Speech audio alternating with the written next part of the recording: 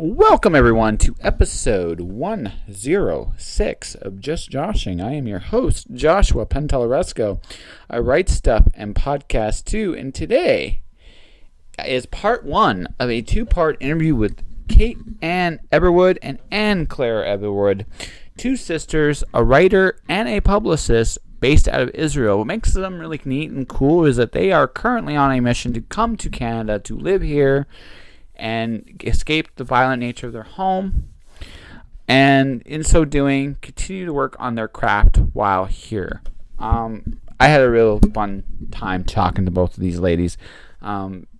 We swore in Arabic. We talked about, pomegranates with orange seeds. We talked about family. We talked about just things, and I really enjoyed my time with both of them. They both made me smile, and I feel like I did the same thing with them, which was great. Before I get to that, though, I just want to talk about what I got in the mail yesterday. A friend of mine sent me a letter, and it almost actually did. It teared me up a little bit. I put this on my Facebook. I'm going to just say it here. The greatest gift we all have with each other is we all have the ability to connect with each other. Like that. Like, with snap of fingers, we're there. And we can change each other's lives, literally, in a second. I haven't seen this friend in years, but we talked, and I teared up a little bit because she thought she was a terrible friend because she never fully understood everything I was going through in Arizona, and that was partially me. During that time, I talk about it now very openly because I've been through it. But when I'm going through stuff, I don't really advertise my pains and my problems because we all have pains and problems, and to my detriment sometimes because I don't go out of my way to advertise. And I'm looking at this letter even right now, and it's incredible. Because if it wasn't for her, I don't know if I would have left as soon as I did. So if she's listening to this, you're gonna get another letter soon. But you were a great friend. In fact, my only real regret is we did not have more time. We only had so much, but even to this day, it's made a huge impact on my life. And thank you. All of you. Anyway, let's get to the show, shall we? Called A Familiar Story Told in a Brand New Way, The Watcher is about a slave boy who kills his dragon masters and goes into a post-apocalyptic wasteland, discovering that there's more to life than being a slave. The Watcher is book 1 of the Watcher saga, which has book 2, Storm Dancer, and the concluding saga, The Wandering God, will be out later this year. It is available at mirrorworldbooks.com, amazon.com.ca, Barnes & Noble, Chapters Indigo, and any other online bookstore you can think of. There we go. So, both recorders are turned on, ladies, so anything incriminating you want to say to each other about things now, that is now just the thing. It's going to be recorded forever and ever and ever. So if you're going to condemn somebody, you're right. Just do it. Just do it. Just do it. Just do it with style. Do it with panache. I've amused Miss Kate, I can tell. So mostly amused Anne, although she's not quite sure up from down yet. Hi, my name's Josh. Nice to meet you. I write stuff. Josh. I podcast. Josh, not Josh. We didn't know whether you should call you Josh. You can call me, actually, to be professionally speaking, if you look on my books, it's Joshua Pentellaresco. My grandmother instilled in me, if you're ever going to do something, you use your full name. However, when people like calling me Josh, so I let them call me Josh. It's just that's what I am to most people. My grandmother calls me Joshua. So every once in a blue moon, my dad calls me Joshua, and that's like a blue moon. The stars align in a certain way. Right. But by and large, I am Josh to most people. But I will respond to Joshua as well. I do not discriminate. It is my name, so It's the way it goes. And by the way, I'm going to be this serious the whole podcast. I'm going to warn you this right now, because I don't take myself too seriously. I mean, I don't see the point really. So there is no point. What are you drinking? It's called a sweet latte. I didn't know what the heck a sweet latte was until I went to this new coffee shop. I look on this menu and going, latte, sweet latte. Okay, I got a question. What the heck's a sweet latte? And they go to me, well, a sweet latte is a latte with this organic honey. Now personally speaking, organic to me is like the word kosher. It doesn't really mean what a lot of people think it means. And so, but honey is the shit. And I made Kate really laugh here, folks. You actually should see the look on her face, because she knows what kosher really is, too, I can tell. But organic and kosher, for those of you who are listening to the podcast that completely subscribe to organic, I just have news for you.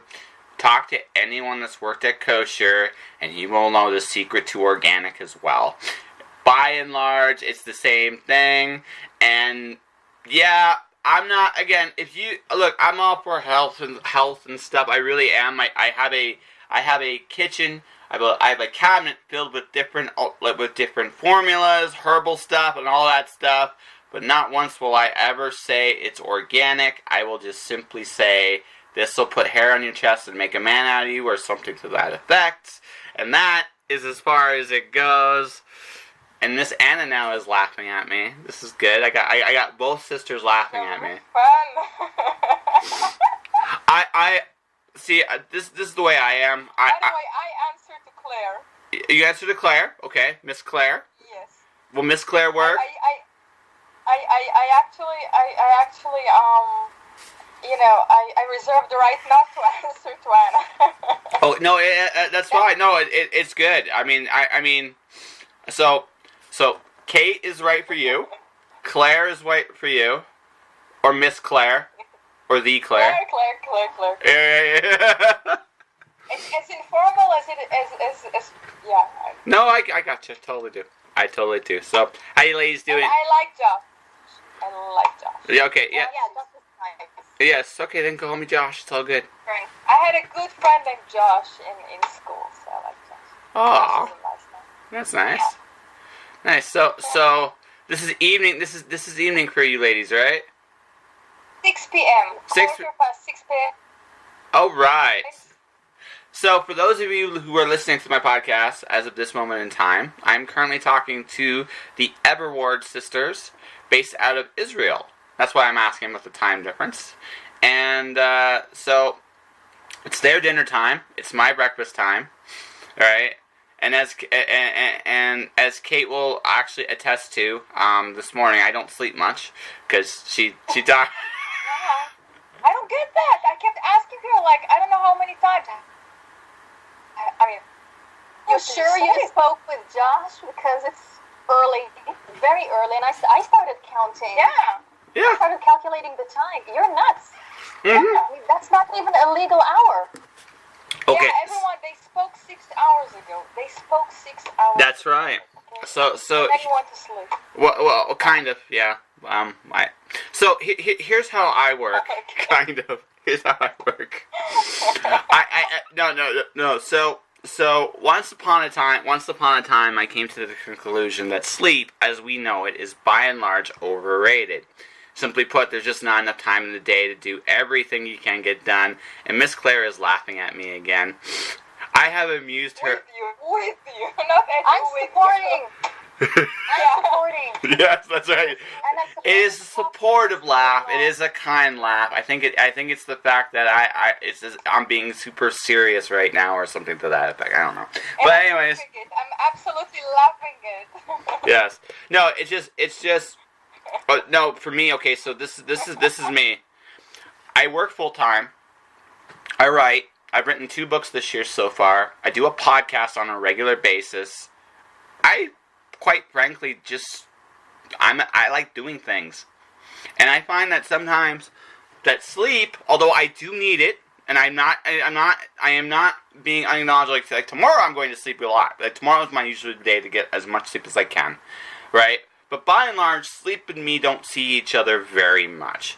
Because I want to try to get as many things done as possible in my crazy little goal list. I had 3 books on track this year. I maybe a 4th one, as I got comic book pages this year too to work on. And so I have found that my schedule has a tendency of filling up with things to do. I gave myself 3 days off. Technically, yesterday was a day off. Where I didn't do anything creative. That changes today. I got notepads and paper, and I'm going to be working on one of 3 things in my head, or maybe all 3 in my head, who knows. Alright, so, and then, that will go however long it goes, and then tonight I will take at some point a music/video game break, and, and then I will sleep at probably around 2 or 3 in the morning again. But I will actually wake up, and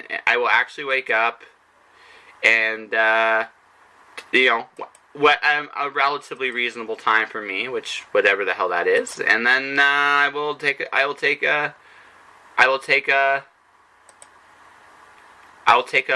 break.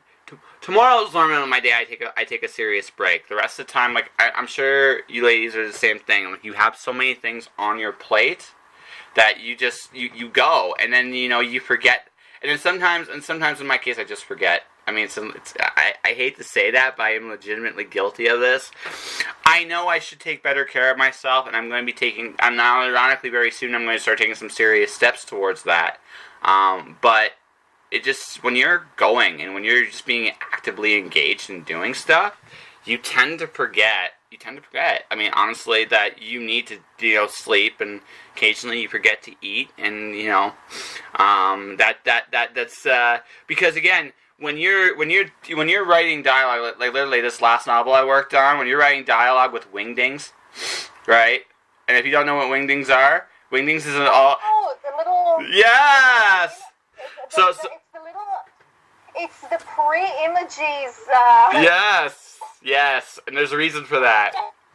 She's laughing. Symbols that you can write with instead of on words. You can write with them instead of with actual letters. Little wingdings. They're little birds. Like in words. Yeah. Okay. Like in Egypt. Yeah. Okay. So she's loud. Now here's the hilarious part. So I tell the story on the live podcast. I don't know if Kate listened to it or not. On my live podcast, this current novel I just finished writing, my sister requested to me, Josh, can you do a story? This story, can you put a unicorn with Bart's rainbows in it? It actually fits the context of the story, right? So I said yes. He goes, okay, but you can't kill it. Well, shit. Okay, fine. I won't kill it. So literally, now this is the thing, okay? A unicorn that farts rainbows literally talks out of its ass. So how the hell am I going to do that? Because words don't really. I mean, there's, you're right. So I was thinking about this. Originally, I was going to do emojis, but on a classic keyboard, right? On a classic keyboard, emojis don't really work, right? On a phone it works, but on a keyboard it doesn't. So I was thinking about it's like, okay, how about wingdings? Oh God. Will soon. The new upgrade is supposed to take care of that. Yeah. So that's pretty much it. So I spent literally like the last 3 days prior to taking the days off, I was working on literally wingding dialogue. My last line in the story literally is wingdings. As long as your time was productive. It was. Wait. What was the book about? The book is about so the idea of the book is the cloud today will be our archaeology tomorrow. Right? Because the idea is, me and you are having a conversation right now on Skype. And this conversation is being recorded, not just by my MP3, MP4 recorders, but it's also, like, there is a cloud and a system in place that has all this information somewhere.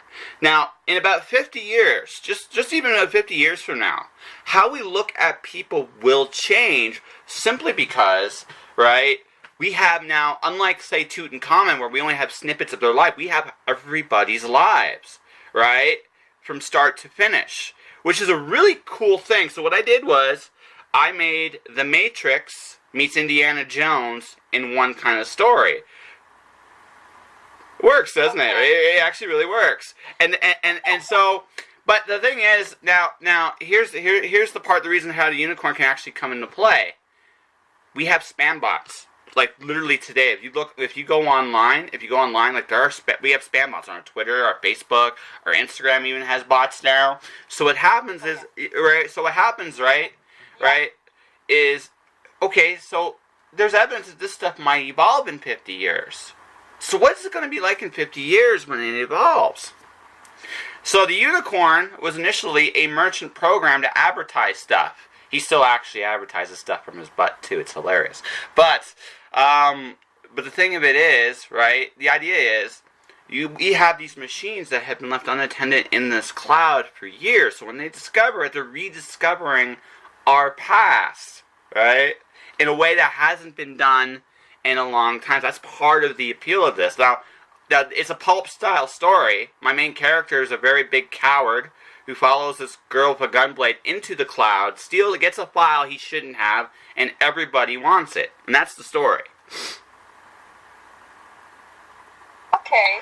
Miss Kate's either blown away by the awesomeness, or she's like, yeah, no, I'm actually thinking about it because I am thinking about the what if in like 100 years from now when they'll find it, stuff. It's like the time capsule. Yeah. Used to dig in, except for it'll be virtual, and it does. I mean, when you think about it, it's quite. That does freak me out. I mean, you think about it, all your lives, all your history, everything is on clouds today. And you're right, someone will dig it up. It'll be quite interesting. Yeah, because... So that's at like sci-fi? Sci-fi slash... How do you... I would say science fiction pulp. I wrote it kind of like the idea that... See, I love old pulp stories. Like, I like the older pulp stories. I love Tarzan. I love Gore. I love... Indiana Jones is a lot of fun. Like, I like that fun stuff, right? Hence the unicorn that farts rainbows with wingdings. I mean, just because I'm a silly guy, right? Right, and that's just me. So I think I have two people that want to read this when this is over anyway. So, but I mean, I thought, okay, all the really fun stuff that we do like, you gotta have fun with your fiction. Like, you have to have fun with it, because you don't have to, like I'm just saying this just from me personally, I love, like, stories that have a lot of imagination and character in of themselves. Like, I love, like, Dr. Seuss for that simple reason. Dr. Seuss is crazy, but brilliant, because it's such a cool way of looking at the world. And I like stuff that is big and boisterous and loud and fun, but also makes you think, right? My main character, right, it made some made life decisions that we all make at some point. Security versus happiness. What makes you happy? You guys want to come to Canada because while you guys are I'm going to assume relatively content by and large, you're not happy there. You guys want to go forward and you want to... No, you're wrong. I'm dead wrong? Okay. Oh, dead wrong. Yeah. Strike one for me. Put the content aside and you'll be fine. We're not content. We're not safe. No. Okay. We don't want to go to Canada. You want to be happier. That's not a reason to uproot your life. To prepare to leave everything. It's far more serious than that. Oh no, absolutely. No, I'm not. No, your reason, like that stuff is very, very, like, seriously for terms of safety and stuff. You are absolutely right. But I'm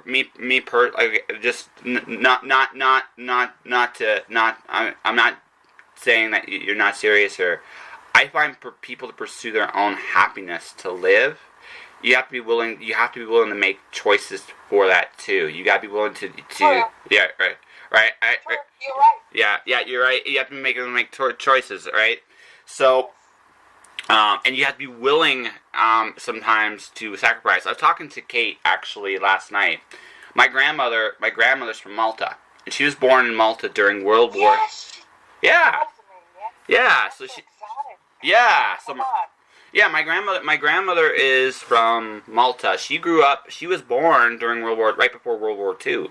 So she grew up, for the first, like, 6, 7 years of her life, right? She grew up with the bombs on the outside, like, Malta, a lot of people don't understand this. Malta is whenever there's a major war, Malta historically has always been contested. It doesn't matter what time you go into, whether it's Rome, whether it's Greece, whether it's like the Crusades. You name the era, Malta has always been disputed because of where it's located in the world. World War II was no different, and so Germany and the Allied powers would constantly fight and try to take over the place, and she was caught in that as a kid. Yeah. Wow. Yeah. Does she have memories? Oh yeah, no. Even to this day, she's 80. Have menu. Oh no. Even to this day, I don't know if she's never told me if she's lost anybody during that. But to this day, she'll still tell you she spent a lot of her time in caves because caves were the only real safe spot because of all the air bombing and things like that going on. I mean, it was for her, that was her norm for a long time. It wasn't that wasn't the reason why she left the country. She left for other reasons, but I mean, it does make a major impact on how you look for your life. My father grew up in the city of Detroit, Michigan. Now I don't know what you guys know about Detroit, Michigan, but it used to be called the murder capital of the world at one point in time when he was growing up. Oh, yeah. Yeah, when he grew. On the news. Yeah. Yeah. We're news addicts, so it's now on the news. That's crazy. It's just yeah. So I've never of the generations I'm the one that grew up without the fear or the as likely possibility of having a gun or anything else pointed at me growing up, right? That doesn't mean I have some fun stories from my travels that have educated me to that reality in a few places, but nothing like what my dad or my grandmother grew up. So I understand. I have an idea, not to the same degree. Like, I'm not going to pretend I understand it completely because I don't, but I have an idea of what it's like to have that sense of danger always around you, and that's where you guys are. You guys are surrounded by, I'm not going to say hell on earth exactly, but you definitely have your moments here and there for sure, right? So. You mean like last night? Yesterday there was one. Yesterday, it was a terror attack. There was a terror attack yesterday in Jerusalem last night. No, but you're also right. You're also so absolutely right about happiness, because happiness is a lot. Is a large part of it. You want to be happy, and if you're not happy in one place, then you should go to live in another place where you will be happy. A good place, a nice place. Like you said, look where you live. We want to live in a place also that, that we'll see the bad things from the outside. Yeah. That people will tell us about them or we'll read about them on the news, but we can, and happiness is so much. Happiness is like the place you live in and seeing the sights around you and all your friends, having the people you can relate to, people you can talk to, people you can have fun with. We have none of that here. It's when you're isolated, you can't be happy. I mean, you can't. Yeah. Imagine. And now I'm sorry, but I really want to try that sweet latte now. No, what's that? I have to try it. I'm thirsty when I need that sweet latte. As long as you understand, organic is kosher, you're cool. Yeah, right? Okay, as long as you get that. No worries. Yeah, I have to try that sweet latte. Come on, guys. I crack you up when I say that. Kate, I crack you up when I say that. Oh yeah, no, that's a funny one. I mean, the fact that you can even go and get it, the fact that you have a shop that you can actually go and buy one. And I didn't understand when you wrote to me that you're going to get a cup of coffee. I did not understand that you're going to get yourself that very, very nice latte. That now I'm thinking about it too. Yeah. Okay. Yeah. No, but that's. I mean, it just reminds me. I was once in the U.S. and I saw a Starbucks for the first time, and I was seriously like landing in the middle of New York for the first time. You enter, of course, Starbucks because Starbucks. It's a cult. I get you. And I stayed there for an hour. First of all, worshiping the gods of coffee, and then for an hour trying to make the decision what to take. And eventually, every day, I went there, just grabbed about a liter of coffee, and that's the only thing I drank and ate all day because it's food. Like food. You don't need anything else. You don't need anything else once you have that. But and I just want to make something clear. All that time that she's having fun with Starbucks coffee, I was in Israel, and couldn't they got all this stuff? Couldn't they, can't you WhatsApp someone coffee? If you could just email me sweet latte. Seriously, where's Bill Gates? Come on. Oh, well, listen, we're about 20 years from that. 20 years. Then we'll get there. We need to email coffee. Email the best types of coffee, like the 3D printer. Just print out the coffee. Yes, no, it's common. It's worse. She went to the M&M store in New York without me. I'm going to repeat that. She went to the M&M store and she's WhatsApping me all kinds of photos, and I go, seriously, I'm going to kill you when you get back. It's you were there with Evan, and you don't want to go back, and you just I was sure that I'm going to be arrested at the airport by customs, because the amount was commercial. The amount of chocolate that I brought was commercial. Okay, so. Yeah. So I know so I know the secret to your heart is chocolate. Gotcha. But yeah.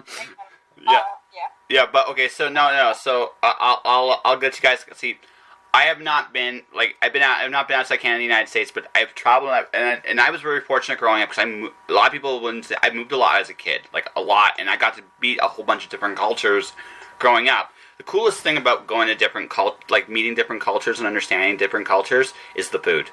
Food and learning how to swear in their language. That's the other one. That's actually a really. Kate can swear in all kinds of languages. I can swear in 5. How about you? I don't swear. Israel is very hot with Arabic curses. I know a few of those. Really, I know a few Arabic curses. Don't worry about it. Yeah, exactly. You have two types of. The Israelis came from two different locations, from Arab locations and from Eastern Europe. So the Eastern European ones, which are basically us, we have the Eastern European blood. Usually they're very nerdy, don't know how to curse, very, very, very boring curses. And then you have the real Arab curses. It's less boring. I think that the only good thing that I'm taking from here is the curses and Arabic food. Arabic food's amazing. Biggest thing I wish is I love your pomegranates. You guys have golden seeded pomegranates, and those are amazing. That is a treasure. You should keep those. You should enjoy while you're still there, because those are hard. Those are really hard to come by. So I'm just speaking from experience. I had a couple of those, and they made me weep. They were so good. I'm like, there's no more, is there? No. I literally admit there were some tears in my eyes a little bit of that, because that to me is awesome. And as for Arabic, so Maltese and Arabic are similar. They're differences, but they're similar. Really? The cursing is eerily similar. My grandmother swears like a sailor. And thing is, the beautiful thing about Arabic curses and Maltese curses is on the tongue They are very, very obvious to anybody that listens. Even if you don't know what it means, there's just a certain sharpness in the language that suddenly you know that there were some 4 or 5 letter words in English said right there.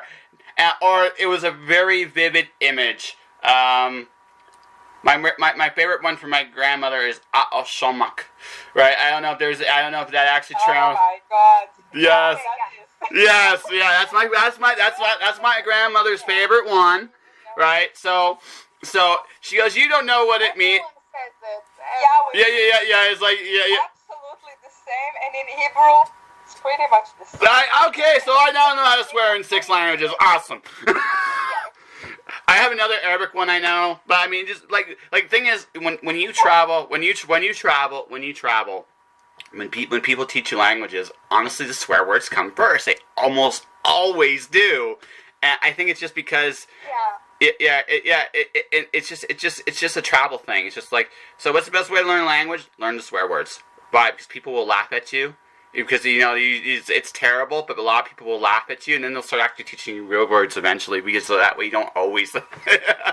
But, no, so, food, swearing, and, just going out listening. Look, my grandmother's cousins literally spent 2 hours in a dollar store no bigger than my apartment. My apartment's tiny, right? For the same reason you were, you're in Starbucks for an hour. They were overwhelmed with everything they saw over here. And it was just like, what should we buy? What shouldn't we buy? And that's a normal part of it too, because when you get exposed to new things, right? There's a real it's a bit of a culture shock, but it's also just like your horizons are kind of being expanded. There's just possibilities and things you never conceived of before that are now just right there in front of you. And it's actually one of the coolest things about life in general. I mean, as big as you might think the world is, when you go and you travel and you see and meet other people, it gets bigger. And it's awesome. And you get bigger as a result. It's exciting. It's exciting. It's beyond that. Imagine, I'll go back to our story, to our Canadian immigration story. Imagine living all your life in a shoebox, in a closed shoebox, being taught very specific things, basically being taught all your life to be afraid because you're surrounded by enemies, and then stepping outside for the first time and realizing there's a world out there with different cultures, different languages, with peace, with cultures that are so calm, so quiet. I trust me, ask your grandmother, she'll tell you. The first time that she went out of Malta, she was probably surprised by the peace and quiet and the fact that there are people around her who are not afraid. And this is exactly our process, because we know the outside world. And once you've seen it, you can't go back. Nope. And that's by the way, we visited Europe several times, several countries.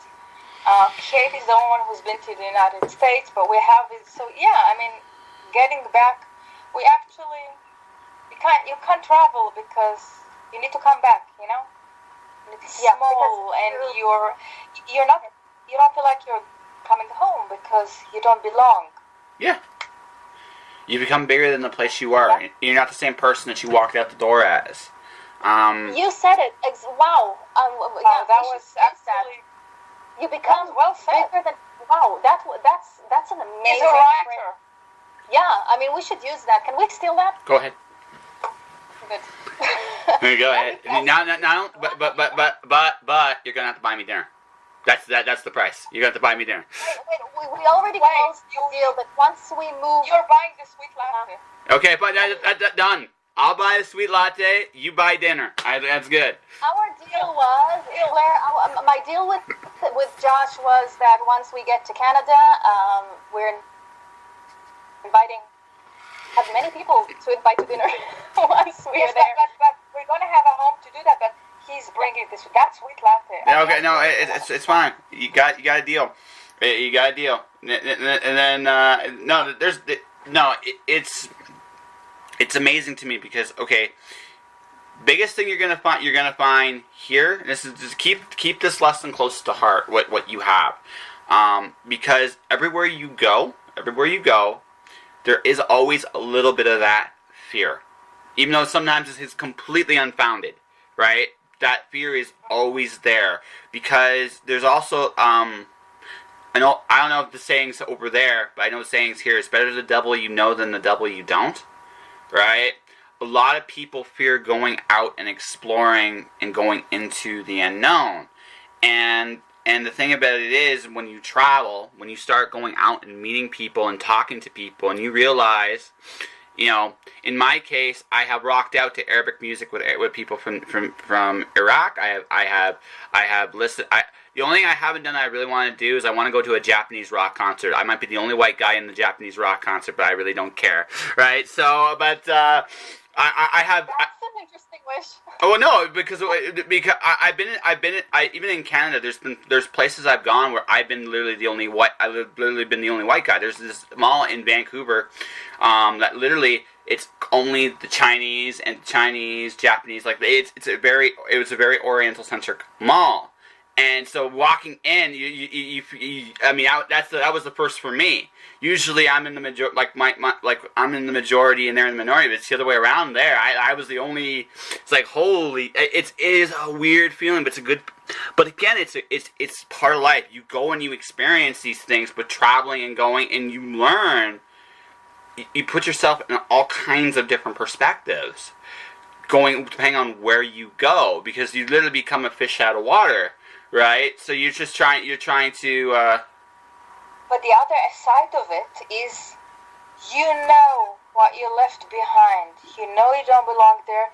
You know, it's not simply that you can't go back, but you never belonged there, so you don't want to go back. So going forward, what you're doing is you're seeking a place that you belong, and the way to do that is explore. Yeah, there's you're much more receptive to trying to going outside your cage, you know.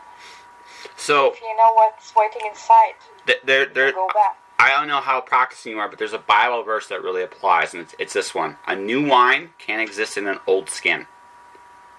True. Yeah, that's pretty much that sums it up. Basically, you're not meant to be what came before, and you're meant to go forward and seek and explore and find and discover, right? Who you are, where you want, what you want, and where you're going to end up. So, when you come to Canada, we're not going to say if, we're going to say when. When you come to Canada. When? Okay. Where do you want to go? Everywhere. That's cool. Canada's just a bit. We want to see really everything and everywhere. We want to swallow Canada. You want to swallow? I mean, it does sound strange, but it has. Look, this issue of coming from a shoebox and suddenly seeing this beautiful, beautiful country, beautiful, strong, and peaceful country, that's for us everything. And it's so green, and lakes, and everything, so beautiful. And again, it's the culture. So we want to go everywhere and see everything. But wait. And the idea is that we want to settle in a nice place that we'll feel that, you know, there's a community around us that we can, you know, they will accept us and that we can contribute to. But what Katie's talking about is the travel. Seriously, our mom is planning to travel. Our mom is good at traveling. She wants to travel all over. She's all over. Oh, you know, we see places like photos with mountains and trees and So you are coming out here, okay? Green and even green and lakes. Everything. And as for settling, the eastern part of Canada for us, obviously, we just want to sit and, you know, whoever welcomes us, for us, that'll be the most amazing thing. We want to become part of the community and just live our peaceful life. What we are doing basically is also through you and through other podcasters and the media. We are shouting out to First of all, whoever, any Canadian, if you have any contacts, and if you know any people in government, if you know any people in the provinces, all the premiers and stuff, just shout out, because even we'll go. Seriously, we love that country. We've seen the provinces. I mean, we've researched them, and we. Please. Oh, by the way, anyone? I mean, we want to have some fun. We have we wrote that blog. We have a blog, and we got that blog post this week. What day is it? Saturday. Last Monday, and this week's blog post, and it says everything. But I just want to make clear to everyone who doesn't know, we actually took a lawyer. We actually took a very reputable immigration lawyer. He just failed us. I mean, we don't know what happened there. And we submitted visas like everyone. We did the test, the IELTS. I took the French test. I mean, seriously. We submitted visas 909 today, 909 days ago. 2.5 years ago. Okay? We did everything. Everyone, we did everything. We've been fighting this through normal, formal channels, just like everyone, for 909 days. Canada didn't even answer us. And the point is, I mean, we don't know what happened, but seriously, we're nice people, we're good people, we want to move there, we can take care of ourselves. I mean, we got books and everything. Oh, and by the way, because Josh, and you're seeing, the reason I'm behaving weird here is that the cat came and sat beside me, and she won't let me talk unless I pet her and everything. So it's okay. I get it. You're secretly a supervillain. Gotcha. Nice. Yeah. Oh my God! Of course. That's right. I have a white cat. That's right. That's right. That's right. And she's plotting to come to Canada. I have a black cat. No, just for you. I have two cats. One of them is black with yellow eyes. Just for you, Josh. I'm not a villain. I'm a witch. Oh. Nice. This cat is brown, and she's got brown colors. But I have a black cat too. Yellow eyes. Nice. Pretty scary too. Yeah. Oh. Classic. Classic. I had the classic villain white cat before. Blue eyes. We had that. We had old James Bond and everything, but now we have a black cat. It's okay. It's okay. So you went from a James Bond villainess to a classic horror trope, or a classic Wizard of Oz trope. That's right. She threatened me on the line, ladies and gentlemen. I should run and hide. But can't do that anymore, though. It's the Skype era. They can find me everywhere. It's okay. It's all good. And that was Claire Everwood and Anne Everward. I keep getting that wrong. Everward. Anyway, part 2 is going to be airing in just a couple days. But before we get to that, I wanted to say a couple things about them. They're really cool people. They're good people. And they deserve a home where they're not afraid. It's really hard for people to really fathom that sense of danger if you've never lived it or seen it. My family's from Detroit. My dad grew up in some of the roughest areas. My grandmother, as you can tell, grew up during World War II when there was bombs in the sky. I never grew up in that, but my travels in the States and some of my own experiences in the States, I know how extreme it can be, and I know that sense of danger just goes right through the roof. These ladies go through it on a regular basis. The only thing that's good about that, and the only positive I see, is they are close together. They are a unit, and it's really, really great to see. I love it when families are strong, and those two are incredibly strong, and it's awesome. And it was a real pleasure to meet them. Stay tuned for part 2, but in the meantime, authorandsistor.net, where you can check out Claire's latest book, The Oracle, is there for you to look at. I encourage you guys all to go there, authorandsistor.net, AUTHORANDSISTER.net. take a look at their stuff, buy some books, hear their story, and then take action as you can to help them come to Canada. All right, and that will do it for this episode of Just Joshing. If you want to support the podcast, you can do so a number of different ways. You can check out my books, The Watcher, Storm Dancer, available through mirrorworldbooks.com or through Amazon. You can also subscribe to the podcast either straight here at Podomatic, or you can do so through iTunes. You can also subscribe to my newsletter, tinyletter.com/jpentelleresco, JPANTALLERESEO, or you can subscribe to my YouTube channel, Joshua Pentelleresco. All that, or if nothing else, just let's have a good listen and spread the word as you can. In the meantime, guys, stay inspired out there. Don't do anything I wouldn't do, or don't get caught, or have a good alibi, one way or the other. All right. See you guys with episode 107 real soon. Josh.